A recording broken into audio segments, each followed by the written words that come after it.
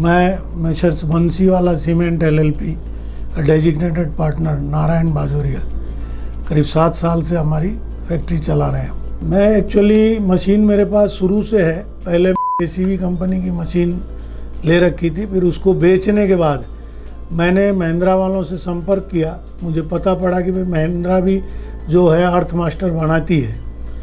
तो महिंद्रा से संपर्क करने के बाद मुझे इनका जो डील और सर्विस के जो बारे में जानकारी दी गई थी वो मुझे उनसे अच्छा लगा।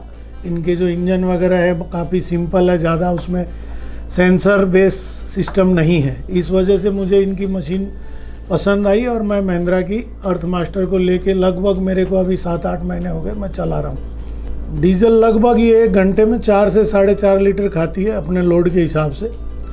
और मेंटेनेंस अभी तक हमें इसमें कोई ज़्यादा मेंटेनेंस की ज़रूरत नहीं पड़ी। जो जनरल ऑयल सर्विस फ़िल्टर होते हैं वही करना पड़ता है।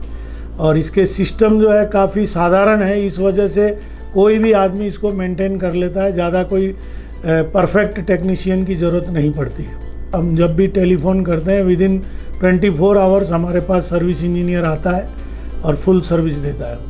अभी तक जो ऑपरेटर हमारे पास इसे चला रहे हैं उन्होंने मशीन को लेके कभी भी किसी प्रकार की कोई कंप्लेंट नहीं करी है।